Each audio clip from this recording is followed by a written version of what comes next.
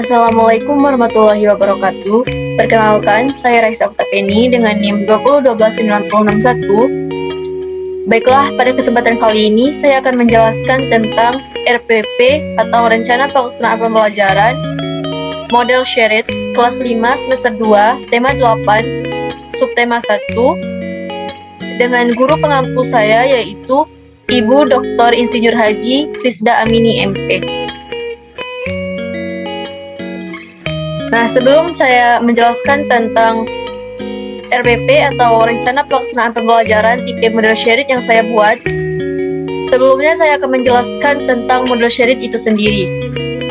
Nah, model pembelajaran terpadu tipe shared didasarkan pada ide-ide pembagian yang berasal dari dalam ilmu tersebut. Untuk menggunakan model pembelajaran terpadu tipe shared dari gabungan kurikulum, guru perlu mempelajari dua ilmu berdasarkan hubungan konsep, sikap, dan keterampilan yang sama. Model pembelajaran terpadu tipe shared merupakan bentuk pemaduan pembelajaran akibat adanya tumpang tindih ide-ide atau konsep dua mata pelajaran atau lebih. Pembelajaran ini ditempuh didasarkan pada kenyataan bahwa banyak dijumpai terdapatnya suatu kemampuan yang pencapaiannya harus diwujudkan melalui dua atau lebih mata pelajaran. Nah, model shared itu sendiri merupakan model pembelajaran terpadu di mana pengembangan disiplin ilmu yang memayungi antar mata pelajaran atau kurikulum silang. Contohnya saja butir-butir pembelajaran tentang kewarganegaraan dalam PKN misalnya dapat bertumpang tindih dengan butir pembelajaran dalam tata negara, PSBB, matematika, dan IPA disejajarkan sebagai ilmu pengetahuan. Kesusastraan dan sejarah digabungkan pada label kemanusiaan, seni, musik, menari, dan drama. Di bawah payung kesenian yang pokok, teknologi komputer dan industri rumah tangga sebagai kesenian yang perlu dipraktekkan.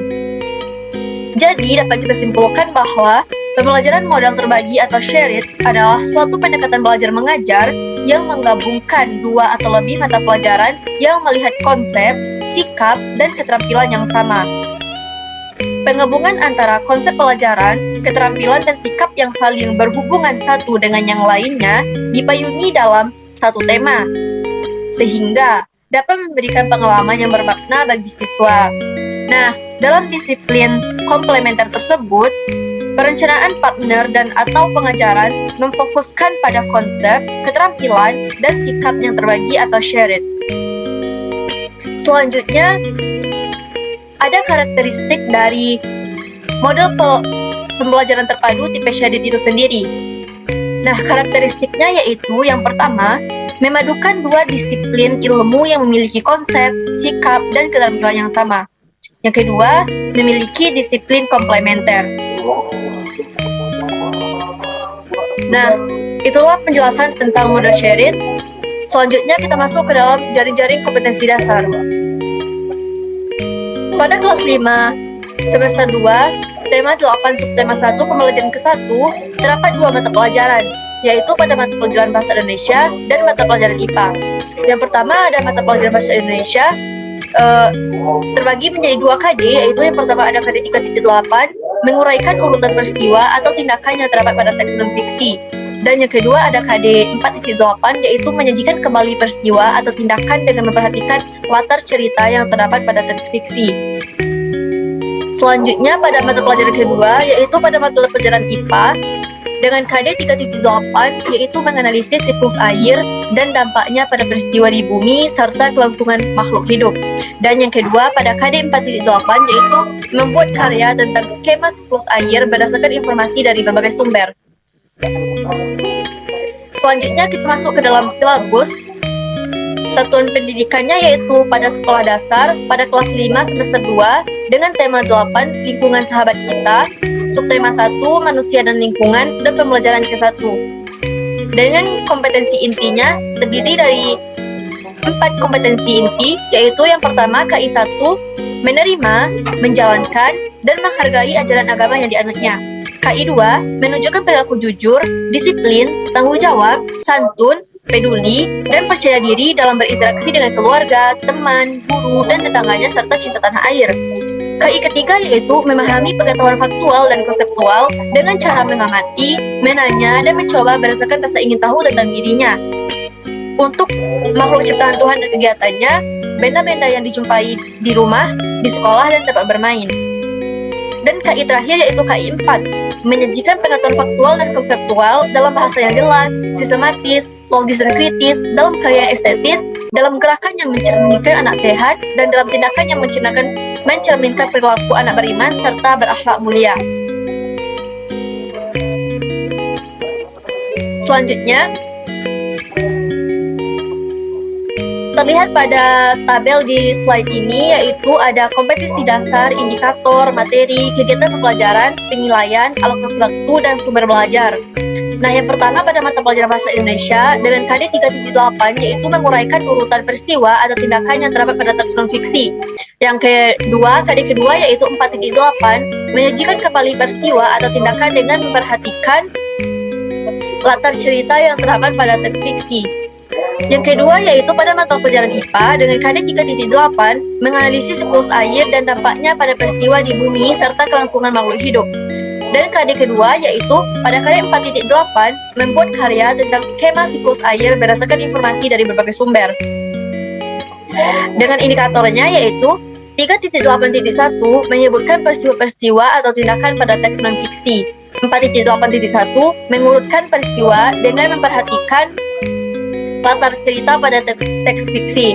Nah, ini 3.8.1 dan 4.8.1 merupakan mata pelajaran bahasa Indonesia. Sedangkan pada indikator 3.8.1 yaitu mengidentifikasi manfaat air bagi manusia, hewan, dan tanaman. Yang kedua, 4.8.1 yaitu membuat peta pikiran mengenai manfaat air bagi manusia, hewan, dan tanaman. 3.8.1 dan 4.8.1 ini merupakan pada mata pelajaran IPA dengan materinya yaitu peristiwa dalam teks non-fiksi. Yang kedua ada urutan peristiwa dalam teks fiksi. Yang ketiga yaitu manfaat air bagi manusia, hewan, dan tanaman. Dengan kegiatan pembelajarannya yaitu yang pertama membaca teks bacaan, lalu berdiskusi untuk menyebutkan peristiwa-peristiwa atau tindakan pada bacaan. Yang kedua membaca teks fiksi lalu mengidentifikasi peristiwa berdasarkan latar cerita. Yang ketiga, melakukan pengamatan untuk mengidentifikasi manfaat air bagi manusia, hewan, dan tanaman. Yang keempat yaitu berdiskusi untuk membuat peta pikiran mengenai manfaat air bagi manusia, hewan, dan tanaman. Selanjutnya kita masuk ke dalam penilaian. Penilaiannya terdiri dari berbagai macam, yaitu yang pertama ada penilaian prosedur. Nah, penilaian prosedur ini terbagi lagi menjadi dua penilaian. Yang pertama ada penilaian proses, dan yang kedua ada penilaian hasil. Yang kedua, jenis penilaian teknik. Nah, penilaian teknik ini terbagi lagi menjadi dua penilaian, yaitu penilaian tes dan penilaian non-tes. Yang ketiga ada penilaian jenis, yang terbagi menjadi tiga jenis penilaian. Yang pertama ada penilaian tertulis, yang kedua penugasan, dan yang ketiga ada observasi. Yang selanjutnya ada jenis penilaian bentuk instrumen dengan jenis penilaiannya yaitu ada soal, rubrik penilaian, dan lembar observasi. Dengan alokasi waktunya yaitu 3 kali 35 menit. Adapun sumber belajar dari mata pelajaran Bahasa Indonesia dan IPA tersebut dengan KD masing-masingnya yaitu bisa kita lihat pada buku yang pertama Kusumawati Heni 2017 Lingkungan Sahabat Kita dengan buku guru Jakarta Kemendikbud halaman 6-12. Yang kedua ada pada buku Kusumawati Heni 2017 Lingkungan Sahabat Kita buku siswa Jakarta Kemendikbud halaman 1-6. Yang ketiga ada pada buku Sulisyanto, Heri, dan Edi Wiono pada tahun 2008 Ilmu Pengetahuan Alam 5 untuk SD dan MI kelas 5 Jakarta Pusat Perbukuan. Depdiknas halaman 159 sampai 165. Yang keempat yaitu bisa kita lihat pada buku Warsidi, Edi, dan Farika tahun 2008 Bahasa Indonesia Membuatku Cerdas 5 untuk kelas 5 sekolah dasar dan Madrasah Ibtidaiyah Jakarta Pusat Perbukuan Depdiknas halaman 12-17 dengan medianya yaitu gambar lingkungan dan manusia. Yang kedua ada teks bacaan dan fiksi dari koran atau majalah atau sumber lainnya. Yang ketiga teks cerita, asal-usul Danau Toba. Yang keempat ada video kegunaan air bagi kehidupan. Yang kelima, video asal-usul Danau Toba. Dan yang keenam ada slide PowerPoint. Keenam ini bisa kita jadikan sebagai media pembelajaran. Nah, selanjutnya kita masuk ke dalam RPP atau Rencana Pelaksanaan Pembelajaran.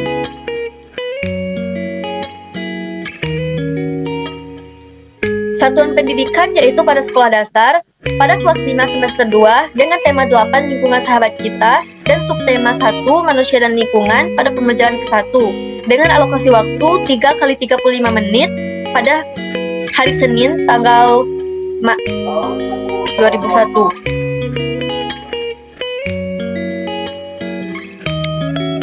Selanjutnya kita masuk ke dalam kompetensi inti, yaitu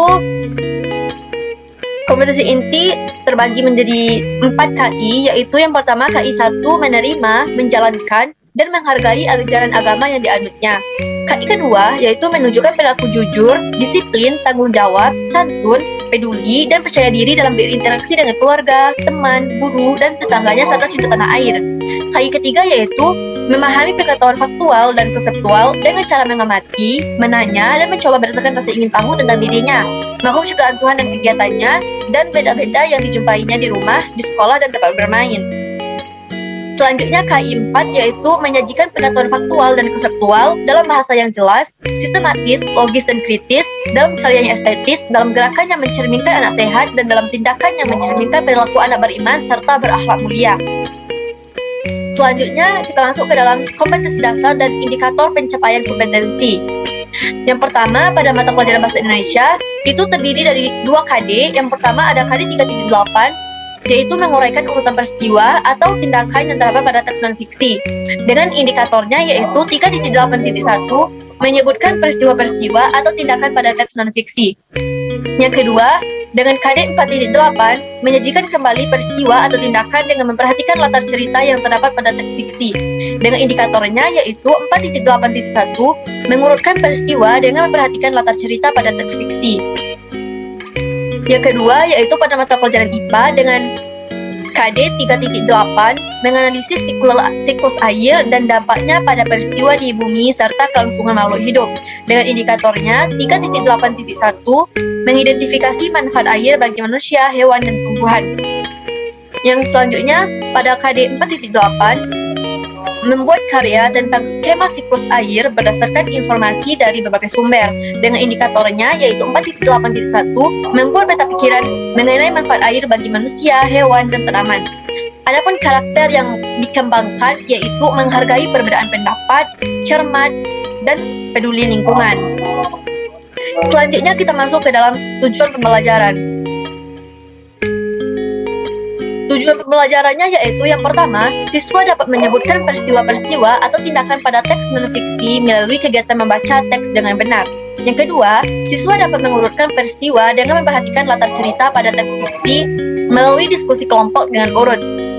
Yang ketiga, siswa dapat mengidentifikasi manfaat air bagi manusia, tumbuhan, dan melalui pengamatan video dengan tepat. Yang keempat, siswa dapat membuat peta pikiran mengenai manfaat air bagi manusia, hewan, dan tanaman melalui diskusi kelompok dengan benar. Yang selanjutnya yaitu materi pelajaran. Materi pembelajaran yaitu ada 3. Yang pertama peristiwa dalam teks non-fiksi, yang kedua peristiwa dalam teks fiksi, dan yang ketiga manfaat air bagi manusia, hewan, dan tumbuhan. Nah, selanjutnya ada metode pembelajaran. Pendekatan yang kita lakukan yaitu menggunakan pendekatan saintifik dengan model pembelajaran model terpadu tipe Sharrit. Nah, adapun langkah-langkah yang dilakukan dalam model Sharrit itu sendiri yaitu yang pertama, guru menentukan 2 disiplin ilmu yang dapat difokuskan pada konsep, sikap, dan keterampilan yang sama. Yang kedua, guru menentukan tema dari 2 disiplin ilmu yang telah dipilih. Yang ketiga, guru memilih konsep, kegiatan atau informasi yang dapat mendorong belajar siswa untuk memberikan pengalaman bagi siswa tersebut.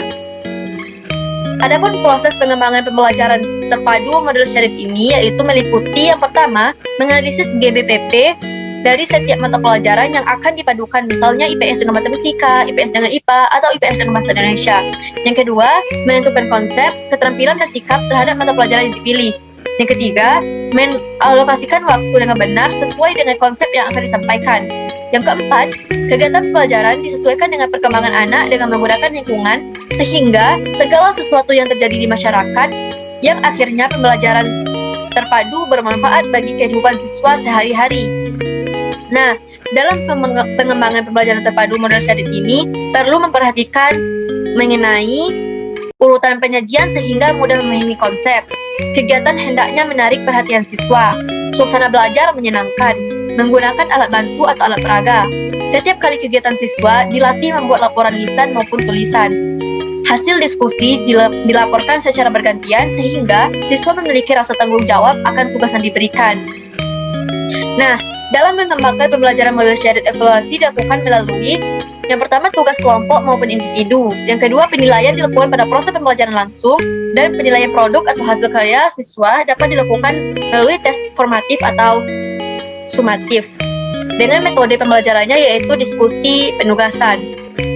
Media pembelajarannya yaitu gambar lingkungan dan manusia, teks berita dari koran atau majalah atau sumber lainnya, teks cerita asal-usul Danau Toba, video kegunaan air bagi kehidupan, video asal-usul Danau Toba, dan slide PowerPoint.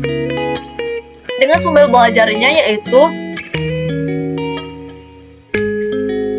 yang pertama ada pada buku Kusumawati Heni 2017, Lingkungan Sahabat Kita, buku guru Jakarta Kemendikbud halaman 6-12. Yang kedua, Kusumawati Heni tahun 2017, Lingkungan Sahabat Kita pada buku siswa Jakarta Kemendikbud halaman 1-6. Yang ketiga pada buku Sulistianto Heri dan Edi Wiono pada tahun 2008, Ilmu Pengetahuan Alam 5 untuk SD dan MI kelas 5 Jakarta, Pusat Perbukuan Diknas halaman 159-165. Dan yang terakhir ada pada buku Warsidi, Edi dan Farika pada tahun 2008, Bahasa Indonesia Membuatku Cerdas 5 untuk kelas 5 sekolah dasar dan madrasah ibtidaiyah, Jakarta, Pusat Perbukuan Diknas halaman 12-17.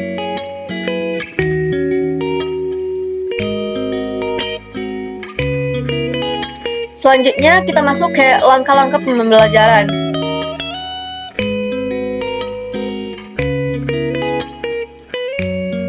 Langkah-langkah pembelajarannya yaitu kegiatan pertama, yaitu kegiatan pendahuluan. Deskripsi kegiatannya yaitu guru menyapa siswa dan mengondisikan kelas agar siap untuk belajar. Yang kedua, salah seorang siswa memimpin doa. Yang ketiga, guru memeriksa kehadiran siswa. Yang keempat, siswa menyanyikan lagu kebangsaan Indonesia Raya dan lagu wajib nasional Indonesia Pusaka. Yang kelima, siswa mengamati video, animasi pelestarian alam atau apresiasi. Yang keenam, guru menjelaskan kegiatan yang akan dilakukan dan tujuan pembelajaran. Orientasi, dan siswa diajak senam air sehat, yaitu sebagai motivasi, dengan alokasi waktunya yaitu 10 menit. Dan kegiatan intinya yaitu siswa membaca teks berjudul Demi Air Bersih, Warga Waborobo rela berjalan sejauh 15 km pada buku siswa, dengan tujuan untuk mengumpulkan informasi. Yang kedua, siswa bersama guru bertanya jawab tentang peristiwa pada bacaan dan kegiatan menanya. Yang ketiga, siswa berkelompok dengan anggota 3-4 anak. Yang keempat, siswa mengidentifikasi peristiwa dalam teks bacaan dari koran atau majalah atau sumber lainnya yang telah dipersiapkan. Kegiatannya yaitu mencoba. Yang kelima, siswa menuliskan peristiwa-peristiwa yang terdapat pada teks dalam bentuk peta pikiran atau menalar. Yang keenam, siswa menunjukkan peta pikiran yang telah dibuatnya secara bergantian. Kegiatannya yaitu mengomunikasikan.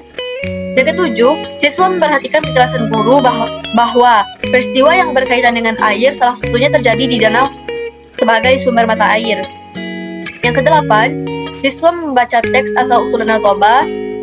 Kegiatannya yaitu untuk mengumpulkan informasi. Yang kesembilan, siswa bertanya jawab tentang peristiwa dan latar cerita dalam teks. Kegiatannya itu menanya.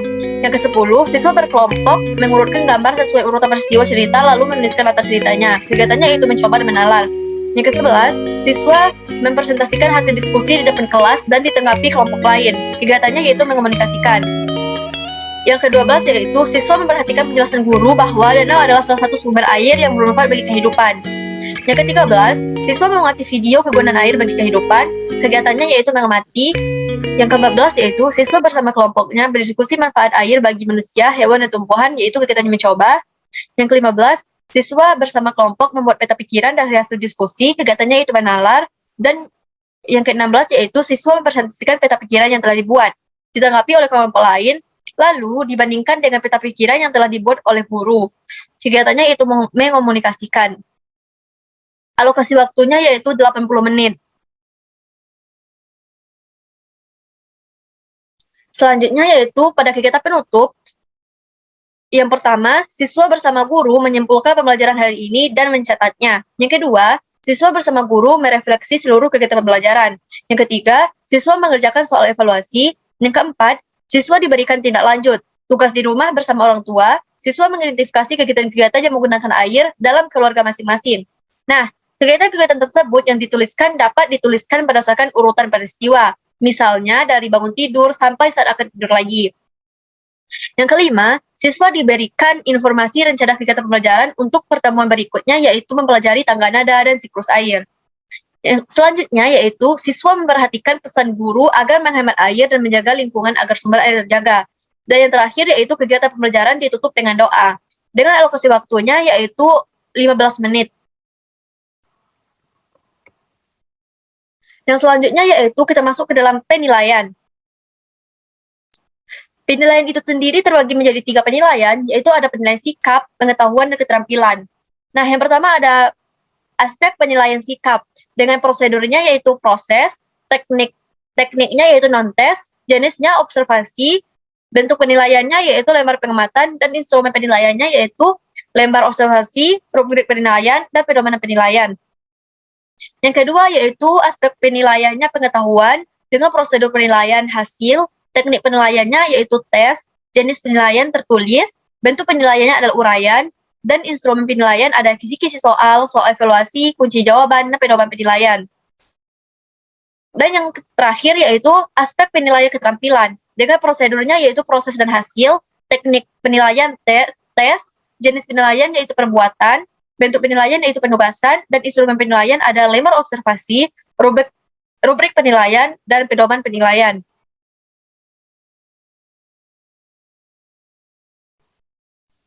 Nah, selanjutnya terdapat lampiran-lampiran. Di sini terdapat 4 lampiran. Lampiran pertama yaitu meliputi bahan ajar, lampiran kedua itu meliputi media pembelajaran, lampiran ketiga yaitu lembar kerja peserta didik, dan lampiran 4 yaitu penilaian. Terdiri dari kisi-kisi, soal, kunci jawaban atau rubrik penilaian, dan pedoman penskoran.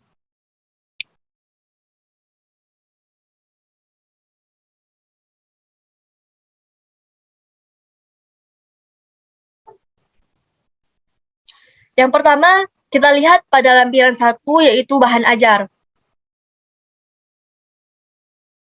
Yang pertama ada pada mata pelajaran Bahasa Indonesia. Nah, dalam menulis berita, kita dapat menggunakan rumus 5W tambah 1H untuk menggambarkan peristiwa atau kejadian. Nah, apa saja sih 5W tambah 1H itu? Nah, 5W 1H itu yaitu what, apa yang diinformasikan, where, di mana peristiwa itu terjadi, when, kapan peristiwa itu terjadi, who, siapa yang terlibat dalam peristiwa atau kejadian tersebut, why, mengapa peristiwa atau kejadian itu bisa terjadi, dan how, bagaimana peristiwa atau kejadian itu bisa terjadi. Nah, di sini ada contoh teks berita non-teks non-fiksi dengan judulnya yaitu Demi Air Bersih, warga Waborobo rela berjalan sejauh 15 km. Nah, ini merupakan contoh dari teks non-fiksi. Nah, dari teks tersebut dapat diidentifikasikan peristiwa-peristiwa dalam teks tersebut seperti berikut. Seperti bagian yang tertera pada slide ini, kita bisa lihat, nah di sini ada judulnya Demi Air Bersih, warga Waborobo rela berjalan sejauh 15 km. Nah, peristiwa apa yang terjadi? Selanjutnya, di mana peristiwa itu terjadi? Dan apa penyebab peristiwa itu terjadi? Nah, selanjutnya kita masuk ke dalam teks fiksi. Pengertian fiksi adalah suatu prosa naratif yang sifatnya imajiner. Meskipun imajiner, suatu karya fiksi tetap masuk akal dan di dalamnya terkandung kebenaran yang dapat mendramatisasi hubungan manusia. Nah, pengertian lain dari teks cerita fiksi yaitu suatu karya sastra yang di dalamnya berisi cerita rekaan atau didasari angan-angan atau fantasi dan bukan menurut kejadian nyata, hanya menurut imajinasi pengarang. Nah, imajinasi pengarang tersebut diolah dengan dasar pengalaman, wawasan, tafsiran, kesendikaan, penilaian kepada berbagai kejadian baik secara nyata atau rekaan. Selanjutnya ada unsur cerita dari fiksi. Latar. Nah, unsur latar dapat dibedakan ke dalam 3 unsur pokok, yaitu tempat, waktu, dan sosial. Ketiga unsur itu, walaupun masing-masing menawarkan permasalahan yang berbeda dan dapat dibicarakan secara sendiri, pada kenyataannya saling berkaitan dan saling mempengaruhi satu dengan yang lainnya. Yang pertama kita lihat latar tempat. Nah, latar tempat ini menyaran pada lokasi terjadinya peristiwa yang diceritakan dalam sebuah karya fiksi. Unsur tempat yang dipergunakan mungkin berupa tempat-tempat dengan nama tertentu. Inisial tertentu, mungkin lokasi tertentu tanpa nama jelas. Misalnya perkotaan, pedesaan, di desa, di kota, di penjara, di rumah, dan sebagainya. Selanjutnya ada latar waktu. Nah, latar waktu itu berhubungan dengan masalah kapan terjadinya peristiwa-peristiwa yang diceritakan dalam sebuah karya fiksi. Masalah kapan tersebut biasanya dihubungkan dengan waktu faktual, waktu yang kaitannya atau dapat dikaitkan dengan peristiwa sejarah. Nah, dapat berupa jam, hari, tanggal, bulan, tahun, peristiwa sejarah, bahkan zaman tertentu yang melatar belakanginya. Yang terakhir yaitu ada latar sosial. Nah, latar sosial itu menyaran pada hal-hal yang berhubungan dengan perilaku kehidupan sosial masyarakat di suatu tempat yang diceritakan dalam karya fiksi. Selanjutnya kita masuk ke dalam mata pelajaran IPA, yaitu fungsi air bagi manusia yang pertama. Air yang kita gunakan sehari-hari yaitu berasal dari sumber air, diantaranya adalah sumur tradisional, sumur pompa, dan air pump yang merupakan sumber air buatan. Danau, sungai, laut, dan mata air merupakan sumber air alami. Nah, selain untuk minum, air juga digunakan untuk mencuci, mandi, masak, dan menyiram tanaman. Nah, apa yang kalian rasakan apabila tidak mandi dalam seharian? Kalian tentu merasa gerah, badan lengket, dan tubuh menjadi tidak segar. Mandi merupakan aktivitas sehari-hari yang biasa kita lakukan. Pakaian dan alat rumah tangga yang kotor tentunya harus dicuci agar lebih bersih. Untuk mencuci juga diperlukan dengan air. Air juga digunakan oleh ibu untuk memasak dan membersihkan sayuran sebelum dimasak. Nah, sebagian tubuh kita terdiri dari air.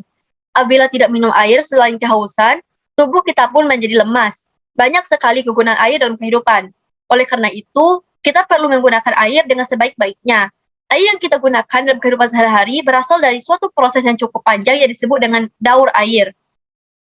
Nah, di sini ada contoh seseorang yang memerlukan air dalam kehidupan sehari-hari. Selanjutnya yaitu ada fungsi air bagi hewan. Nah, air juga merupakan komponen penting dalam tubuh hewan, seperti halnya tubuh manusia. Tubuh hewan juga sekitar 3/5 terdiri dari air. Semua tubuh hewan hampir mengandung air, jadi kebutuhan air untuk tubuh hewan hampir sama dengan kebutuhan manusia terhadap air. Manfaat yang lain antara lain yaitu untuk menjaga suhu tubuh, tempat hidup hewan air, untuk memproduksi susu, dan untuk membersihkan diri.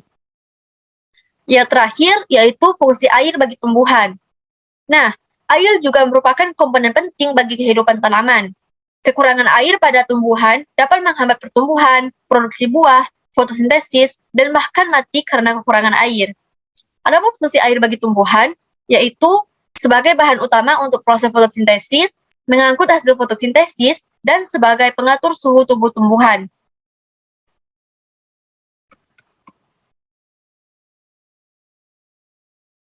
Lampiran kedua yaitu media pembelajaran.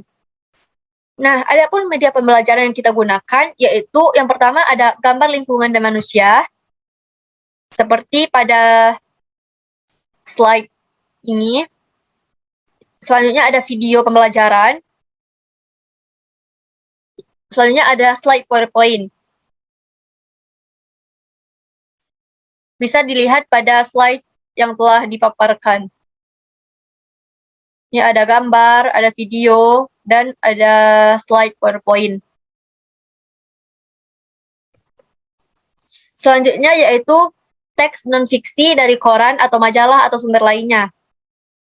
Nah, di sini merupakan contoh dari teks non-fiksi dari koran atau majalah.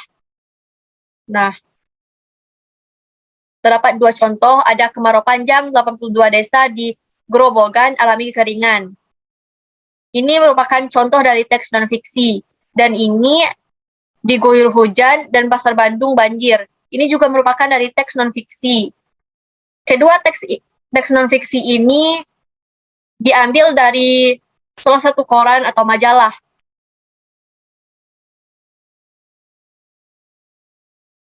Dan selanjutnya ada teks fiksi asal-usul Danau Toba. Nah, mari kita dengarkan cerita dari asal-usul Danau Toba. Teks cerita asal-usul Danau Toba. Di sebuah lembah di daerah Sumatera Utara, hiduplah seorang petani bernama Toba. Dia seorang petani yang sangat rajin. Namun sayang, hasil kebunnya tidak berhasil, dan dia kelaparan. Karena lapar, maka Toba pergi mancing ke sungai. Lama sekali dia menunggu hingga hampir putus asa. Saat Toba memutuskan akan pulang, tiba-tiba ada yang menarik umpan pancingnya. Toba kegirangan dan menarik pancingnya. Wah, ada ikan besar, seru Toba. Benar saja, di kailnya tersangkut ikan besar bersisik emas. Toba segera membawa ikan besar itu untuk dimasak di rumah. Sampai di rumah, Toba kecewa sebab kayu bakarnya habis. Tidak ada kayu bakar di sini. Aku akan mencari di ladang, gumam Toba. Ikan emas itu ditaruh di dalam baskom besar yang berisi air, dan Toba pergi mencari kayu bakar ke ladang. Wah, aku akan makan enak hari ini, seru Toba sambil membawa kayu bakar dari belakang rumah. Api sudah mulai menyala, namun saat Toba hendak mengambil ikan itu, alangkah terkejutnya ia sebab ikan itu sudah lenyap. Yang ada justru keping-keping uang emas di dalam baskom. Toba keheranan melihatnya. Namun, saat Toba membuka pintu kamar, alangkah terkejutnya dia, seorang perempuan tinggi semampai dengan rambutnya yang panjang, sedang menyisir rambutnya di depan cermin. Wah, cantik sekali wanita ini. Hei, siapa kamu? Tanya Toba. Perempuan itu membalikkan badan dan Toba semakin terpesona. Toba belum pernah melihat perempuan secantik dia. Akulah penjelmaan ikan yang kamu tangkap tadi. Sementara keping uang emas tadi adalah sisik-sisikku, kata perempuan itu. Nah, Toba terbengong melihat kejadian itu. Perempuan itu pun tersenyum. Aku dikutuk dewata menjadi ikan, tapi berkat engkau, kutukan itu hilang. Mari kita ke dapur, akan kumasakkan engkau makanan. Kamu pasti lapar, kata perempuan itu lagi. Toba hanya menurut ketika perempuan itu mengajaknya ke dapur. Dengan cetakan, perempuan itu segera menyiapkan makanan. Toba sangat takjub dengan kelihayan perempuan itu di dapur. Toba berkata dalam hati, seandainya dia menjadi istriku. Rupanya, perempuan itu bisa membaca keinginan hati Toba. Aku mau menjadi istrimu, tapi aku mempunyai satu syarat, kata si perempuan itu. Nah, setelah Toba selesai makan, ia terkejut dengan perkataannya. Ia bertanya, apakah syaratnya agar ia mau menjadi istrinya? Si perempuan itu pun menjawab bahwa apabila setelah menikah nanti, Toba tidak boleh mengungkit asal mula dirinya dari seekor ikan. Nah, si perempuan tidak akan menanggung akibatnya jika Toba sampai melanggar janji itu. Toba pun menyanggupinya. Baginya itu syarat yang sangat mudah. Toba dan perempuan itu akhirnya menikah. Toba semakin bekerja keras di ladang untuk mencukupi kebutuhan kehidupan mereka sehari-hari. Lalu istrinya mengandung Toba sangat bahagia. Dia tidak sabar menunggu kelahiran anaknya. Nah, tidak lama kemudian seorang bayi laki-laki pun lahir. Toba memberi namanya Samosir. Samosir tumbuh menjadi anak yang nakal dan pemalas. Anak itu hanya suka bermain dan keluyuran. Toba masih berusaha bersabar dengan kelakuan Samosir. Jika Toba sedang bekerja di ladang, Samosir tidak pernah mau mengantarkan makanan untuk ayahnya. Akhirnya, istrinya sendiri yang mengantar makanan itu kepada Toba. Istriku, kamu jangan terlalu memanjakan anak kita, Samosir. Jika terus dimanjakan, dia akan tambah nakal, kata Toba. Istri Toba tersenyum lalu menjawab, bersabarlah Kanda, suatu hari nanti Samosir akan menyadarinya. Aku sudah cukup bersabar, Dinda, tapi kesabaran itu kan ada batasnya, jawab Toba. Suatu hari, istri Toba membujuk Samosir untuk mengantarkan makanan untuk ayahnya.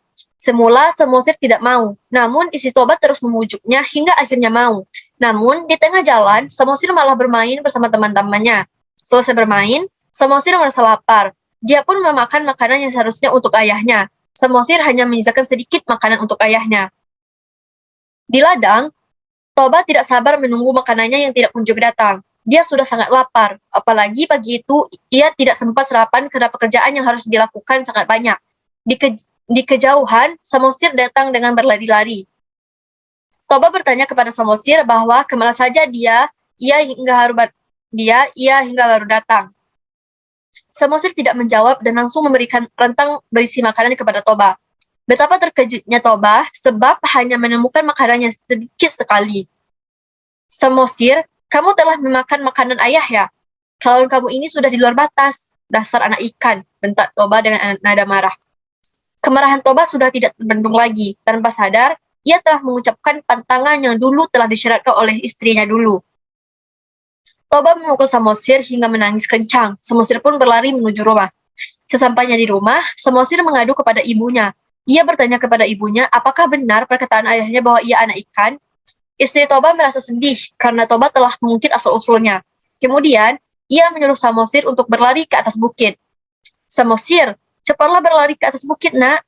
Sebelum air bah datang, seru ibunya lalu dituruti oleh Samosir. Nah, langit pun berubah menjadi gelap dan petir menyambar-nyambar. Tiba-tiba, air bah muncul dari arah sungai. Istri Toba meloncat ke dalam air bah dan seketika berubah menjadi ikan kembali. Toba yang bekerja di ladang terkejut karena tiba-tiba air bah datang. Dia tidak sempat melarikan diri. Toba hanyut dan tenggelam dalam air bah. Segera saja air bah mengenggani seluruh lembah dan hanya menyisakan setengah pucuk bukit di tengah-tengah. Di bukit itu, Samosir bersembunyi. Namun, saat air bah menjadi danau, Samosir pun berubah menjadi pulau. Itulah sebabnya danau itu dinamai Danau Toba, dan pulau di tengahnya disebut dengan Samosir.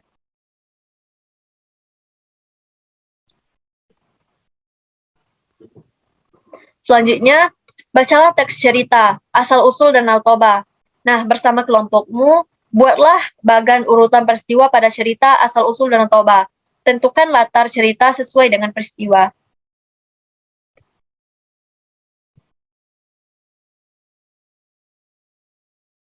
Selanjutnya yaitu kita masuk pada lampiran ketiga, yaitu LKPD. Nah, di sini ada format kelompok, anggota terdiri, anggotanya berapa. Nah, ditulis di sini dan kelompok juga ditulis di sini. Nah, untuk LKPD 1, petunjuknya yaitu bacalah teks bacaan yang kamu peroleh dari koran atau majalah atau sumber lainnya.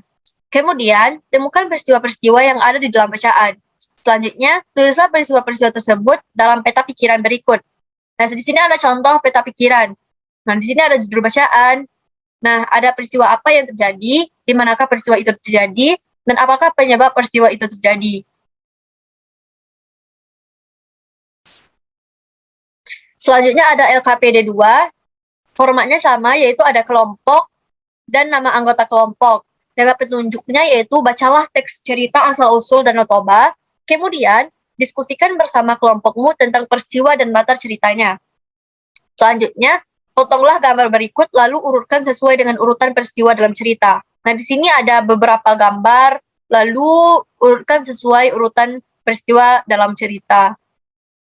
Kemudian, tempelkan pada lembar yang disediakan sesuai urutan cerita, lengkapi dengan latar ceritanya juga. Selanjutnya, kita masuk ke LKPD 3.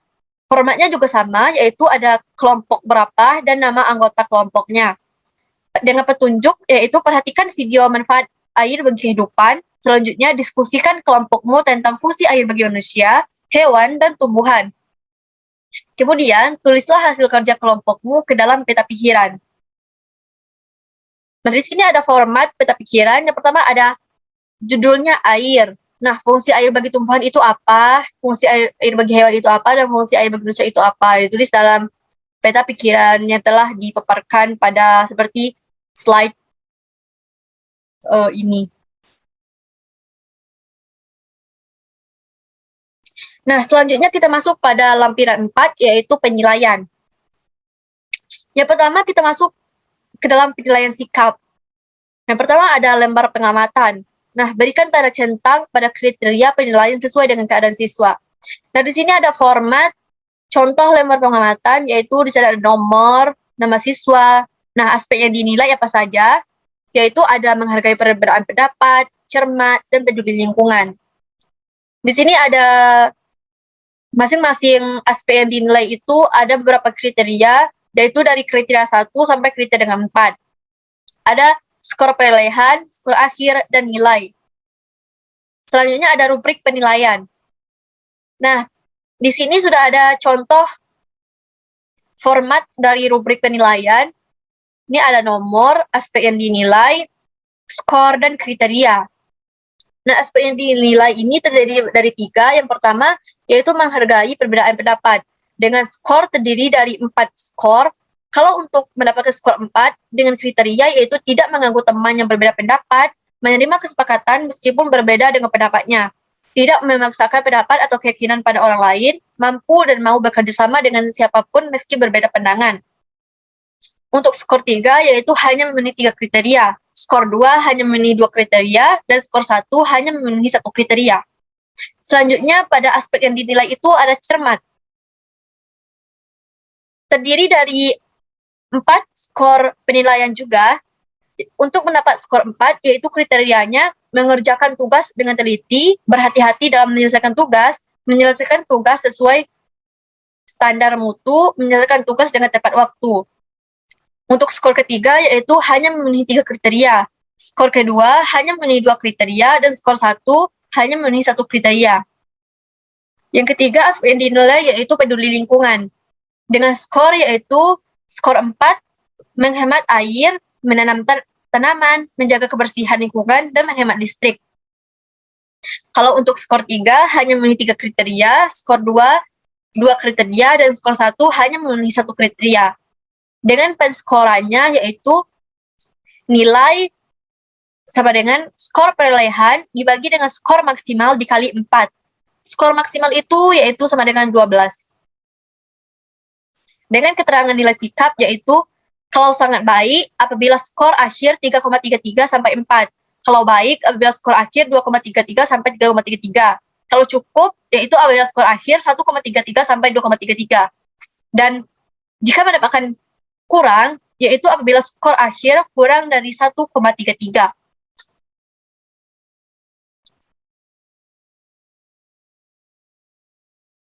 Nah, selanjutnya termasuk ke dalam penilaian pengetahuan. Yang pertama yaitu kisi-kisi soal. Nah, untuk KD 3.8 untuk menguraikan urutan peristiwa atau tindakan yang terdapat pada teks non-fiksi dengan indikator yaitu 3.8.1 menyebutkan peristiwa-peristiwa atau tindakan pada teks non-fiksi. Indikator soalnya yaitu menyebutkan peristiwa pada teks non-fiksi terdapat pada bentuk soalnya yaitu uraian, terdapat pada ranah kognitif pada C2, M, nomor butir soal 1, jumlah butir soal ke-1. Selanjutnya ada indikator soal menyebutkan tempat peristiwa pada teks non-fiksi. Bentuk soalnya juga uraian, terdapat pada ranah kognitif C2, M, nomor butiran soal 2, dan jumlah butir soal 1. Selanjutnya indikator soal yaitu menjelaskan penyebab peristiwa pada teks non-fiksi. Bentuk soalnya uraian, terdapat pada ranah kognitif C2 pada tingkat SD. Nomor butir soal ketiga dan jumlah butir soal 1. Selanjutnya, pada kompetisi dasar 3.8, yaitu menganalisis siklus air dan dampaknya pada peristiwa di bumi serta kelangsungan makhluk hidup. Dengan indikator 3.8.1 yaitu mengidentifikasikan manfaat air bagi manusia, hewan, dan tanaman. Indikator soalnya yaitu yang pertama, menentukan manfaat air bagi manusia, bentuk soal uraian, ranah kognitifnya yang terdapat pada C3, pada SD, nomor butir soal keempat, dan jumlah soal 1. Selanjutnya indikator soal menganalisis manfaat air bagi hewan, bentuk soalnya uraian, terdapat pada ranah kognitif C4 yaitu M. Nomor bentuk soal 5 dan jumlah soal 1. Selanjutnya yaitu bentuk soal. Selanjutnya indikator soal dengan menjelaskan manfaat air bagi tumbuhan. Bentuk soalnya yaitu uraian, terdapat pada ranah kognitif C2, SD, nomor bentuk soal 6, dan jumlah bentuk soalnya 1. Selanjutnya, ada soal evaluasi. Yang pertama, jawablah pertanyaan berikut dengan jelas dan tepat. Ini adalah teks untuk nomor 1 dan sampai 3. Ini merupakan contoh soal evaluasi. Di sini diberikan sebuah teks, yaitu dengan judul siap-siap ucapkan selamat tinggal pada kekeringan di Wonogiri. Nah, pada teks tersebut, terdapat soal-soal mengenai dari teks di atas. Nah, apakah peristiwa yang terjadi berdasarkan teks di atas? Jelaskan. Di mana letak embun Gudang Harjo dan embung Pego? Nah, yang ketiga, mengapa penampungan cadangan air bersih diperlukan di daerah tersebut? Lebih banyak disebut. Yang keempat, pada saat udara panas, manusia cenderung minum air dengan jumlah yang lebih banyak. Nah, apakah fungsi air bagi manusia berdasarkan pernyataan tersebut? Yang kelima, hewan memiliki tubuh dengan kandungan air yang hampir sama dengan manusia. Nah, jelaskan kesamaan fungsi air bagi hewan dengan manusia. Yang keenam, jelaskan fungsi air bagi tumbuhan. Nah, ini merupakan contoh dari soal evaluasi. Yang selanjutnya yaitu ada kunci jawaban. Yang pertama, kunci jawaban sesuai dengan perintah soal tadi. Yang pertama yaitu peristiwa dalam teks adalah perbaikan embung untuk mengantisipasi kekeringan di Wonogiri. Yang kedua, di desa Gudang Harjo, Kecamatan Paranggupito, Kabupaten Wonogiri. Jawaban soal ketiga, untuk menampung cadangan air saat musim kemarau. Jawaban soal keempat, air digunakan untuk menyelesaikan suhu tubuh. Jawaban soal kelima, untuk minum, mandi, dan mengatur suhu tubuh. Jawaban soal keenam yaitu air pada tumbuhan digunakan sebagai bahan utama dalam proses fotosintesis. Nah, selanjutnya kita masuk ke dalam penskoran. Jawaban benar yaitu kita peroleh skor 3, jawaban hampir benar skor 2, dan jawaban salah yaitu skor 1. Nah, nilai akhirnya yaitu skor perolehan dibagi dengan skor maksimal dikali dengan 100.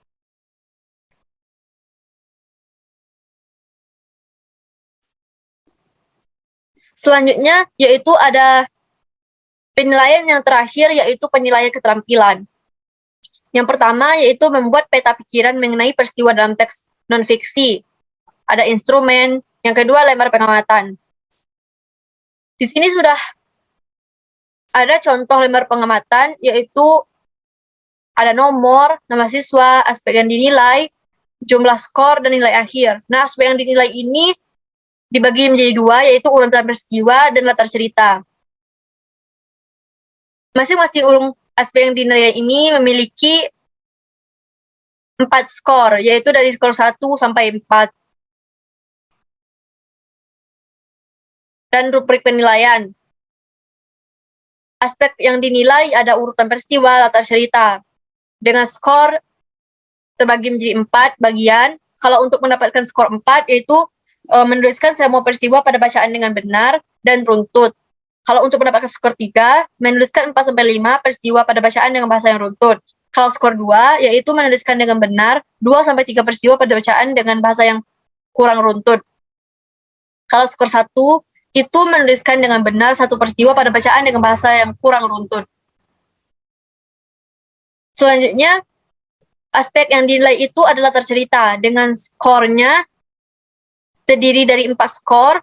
Kalau skor 4 itu menuliskan semua latar cerita dengan benar. Skor 3 menuliskan 4-5 latar cerita dengan benar. Skor 2 menuliskan 2-3 latar cerita dengan benar, dan skor 1 yaitu menuliskan 1 latar cerita dengan benar atau salah semua.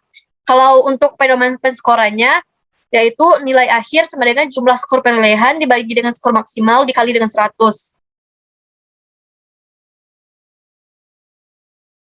Selanjutnya yaitu membuat peta pikiran fungsi air bagi manusia, hewan, dan tumbuhan. Instrumennya yaitu amati video kegunaan air bagi kehidupan. Buatlah peta pikiran tentang fungsi air bagi manusia, hewan, dan tumbuhan bersama kelompokmu. Selanjutnya ada lembar penilaian. Di sini sudah ada contoh format nama penilaian, yaitu ada nomor, nama siswa, aspek yang dinilai. Aspek yang dinilai ini terdiri dari 3 bagian, yaitu ada isi, kreativitas, dan presentasi. Nah, masing-masing aspek yang dinilai yang meliputi isi, kreativitas, dan presentasi ini masing-masing memiliki 4 skor. Digolongkan menjadi 4 bagian skor. Ada bagian 4, ada skor 3, 2, dan 1. Dengan ini ada jumlah skor dan nilai akhir. Selanjutnya, kita masuk ke dalam rubrik penilaian. Nah,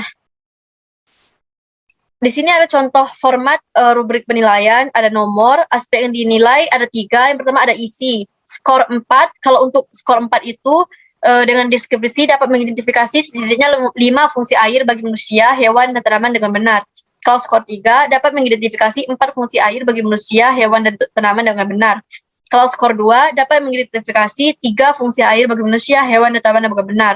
Dan kalau skor 1 itu dapat mengidentifikasi hanya 2 atau kurang dari 2 fungsi air bagi manusia, hewan, dan tanaman dengan benar. Selanjutnya, aspek yang dinilai itu ada kreativitas. Kalau untuk mendapatkan skor 4, warna menarik, alur mudah dipahami, dilengkapi gambar, tulisan rapi. Kalau untuk mendapatkan skor 3 itu, dengan deskripsinya hanya memenuhi 3 deskripsi. Dan skor 2 itu hanya memenuhi 2 deskripsi, dan skor pertama hanya memenuhi 1 deskripsi. Selanjutnya, aspek yang dinilai ada presentasi, terbagi menjadi 4 skor. Yang pertama ada skor keempat. Dengan deskripsinya yaitu pengucapan kata-kata secara keseluruhan jelas, tidak menggumam, dan dapat dimengerti. Untuk skor ketiga yaitu pengucapan kata-kata di beberapa bagian jelas dan dapat dimengerti. Nah, untuk skor kedua, dengan deskripsinya yaitu pengucapan kata-kata tidak begitu jelas, tapi masih dapat dipahami maksudnya oleh pendengar. Kalau skor ke-1, yaitu dengan deskripsi, pengucapan kata-kata secara keseluruhan tidak jelas, menggumam, dan tidak dapat dimengerti. Dengan pedoman penskoran yaitu nilai akhir sama dengan jumlah skor perolehan dibagi dengan skor maksimal dikali dengan 100.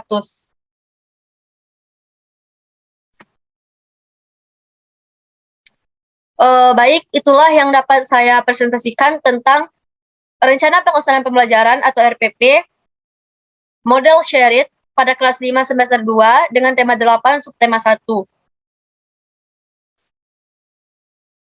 Nah, dari pembelajaran model Sherrit ini terbagi menjadi ada kelebihan dan kekurangannya.